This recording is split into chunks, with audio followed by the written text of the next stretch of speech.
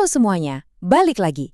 Hari ini kita bakal ngobrolin sesuatu yang mungkin sering kita anggap sepele, tapi padahal ini bisa jadi kekuatan super kita buat hidup lebih baik, lebih sukses, dan yang paling penting lebih bahagia. Kita akan bahas tuntas soal self-awareness atau kesadaran diri. Oke, kita langsung mulai aja ya. Coba deh kita jujur sama diri sendiri sejenak. Pernah nggak ngerasa kalau rutinitas harian kita, dari bangun pagi, kerja, sampai tidur lagi, itu berjalan kayak otomatis gitu aja? Sering nggak kita bereaksi terhadap sesuatu tanpa benar-benar mikir atau ngerasain apa-apa? Nah, kondisi kayak gitu tuh ada namanya, yaitu mindlessness. Ini tuh kebalikannya dari mindfulness. Ini adalah momen di mana kita seolah-olah nggak nyambung sama pikiran dan perasaan kita sendiri. Di dunia yang serba cepat dan penuh distraksi ini, gampang banget loh kita kejebak di mode autopilot. Ngerespon segala sesuatu dengan cara yang sama, berulang-ulang, tanpa sadar. Tapi tenang, ada kabar baiknya, selalu ada cara buat ngambil alih kendali. Bayangin aja ada tombol manual override buat mode autopilot kita ini. Nah, tombol itulah dia kekuatan super yang kita sebut kesadaran diri. Jadi, kesadaran diri itu sebenarnya apa sih? Gampangnya gini, ini tuh kemampuan kita buat ngaca, ngelihat diri sendiri secara jujur dan objektif. Ngelihat pikiran kita, emosi kita, apa kelebihan kita, apa kekurangan kita, dan yang nggak kalah penting, gimana sih kita ini ngaruh ke orang-orang di sekitar kita? Ini adalah fondasi dari kecerdasan emosional. Nah, yang menarik, self-awareness ini ada dua sisi, kayak koin gitu. Ada kesadaran diri internal, ini soal seberapa dalam kita kenal sama dalaman kita sendiri. Dan ada kesadaran diri eksternal, ini soal seberapa kita paham gimana orang lain ngelihat kita. Contohnya gini, ya. Internal tuh pas kita sadar, aduh gue cemas banget nih mau presentasi. Eksternal itu pas kita sadar, oh gara-gara cemas cara ngomong gue jadi cepet banget dan audiens jadi bingung. Biar bener-bener sadar diri, kita butuh dua-duanya seimbang. Oke, kita udah tahu apa itu kesadaran diri.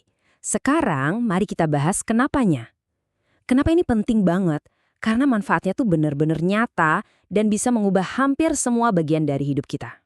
Dan ini bukan cuma teori psikologi yang ngawang-ngawang loh, ada datanya. Coba dilihat, sebuah studi besar nemuin korelasi langsung, makin tinggi tingkat kesadaran diri karyawan di sebuah perusahaan, ternyata makin sehat juga kondisi keuangan perusahaan itu. Jadi ini bukan cuma bagus buat diri kita sendiri, tapi juga buat kemajuan karier dan bahkan kesuksesan tim kita. Dampaknya tuh luas banget.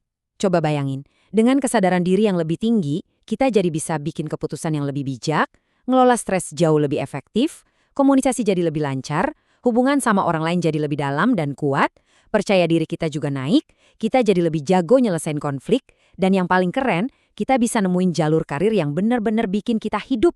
Intinya, kita jadi versi terbaik dari diri kita sendiri. Pasti sekarang pertanyaannya, gimana caranya kan? Kabar baiknya, ini adalah skill. Dan namanya skill, artinya bisa dilatih. Yuk kita lihat beberapa alat sederhana yang bisa langsung kita pakai buat memulai perjalanan ini. Ada 3 langkah praktis yang bisa langsung dicoba hari ini juga. Pertama, latih mindfulness.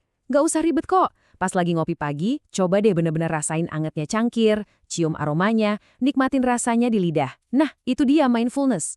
Kedua, beraniin diri minta masukan. Kadang kita punya blind spot kan? Sudut pandang orang yang kita percaya itu berharga banget.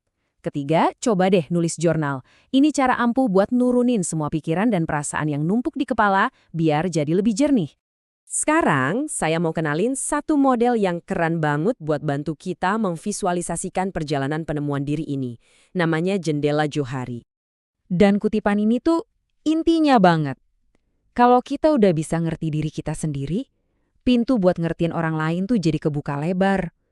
Kesadaran diri adalah jembatannya. Oke, mari kita bedah model ini. Jendela Johari ini punya 4 kuadran atau 4 kamar. Pertama, kamar terbuka. Isinya hal-hal yang kita dan orang lain sama-sama tahu tentang kita. Kedua, kamar buta. Nah, ini yang seru. Ini yang orang lain lihat di diri kita, tapi kita sendiri nggak sadar. Lalu ada kamar tersembunyi. Ini yang kita tahu, tapi kita sembunyiin dari orang lain. Dan terakhir, kamar tidak diketahui. Ini adalah area misteri yang bahkan kita sendiri pun belum tahu. Jadi, tujuan dari semua ini apa? Simpel banget. Tujuannya adalah memperluas area terbuka kita selebar mungkin. Makin besar area terbuka, artinya kita makin otentik, makin jujur, dan makin sadar diri. Dan gini cara kerjanya. Buat mengecilkan area buta kita butuh apa? Yap, kita butuh masukan dari orang lain. Dan buat mengecilkan area tersembunyi, kita perlu berlatih buat lebih terbuka dan jujur secara bijaksana. Kalau dua hal ini kita lakukan, otomatis area terbuka kita akan makin luas. Penting banget buat kita ingat ya, membangun kesadaran diri ini bukan tugas yang sekali selesai. Ini bukan garis finish.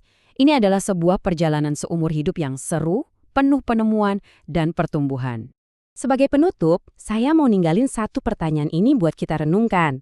Di tengah kesibukan kita bertemu dan terkoneksi dengan semua orang, kapan terakhir kali kita benar-benar meluangkan waktu untuk bertemu dengan diri kita sendiri? Terima kasih banyak sudah menyimak.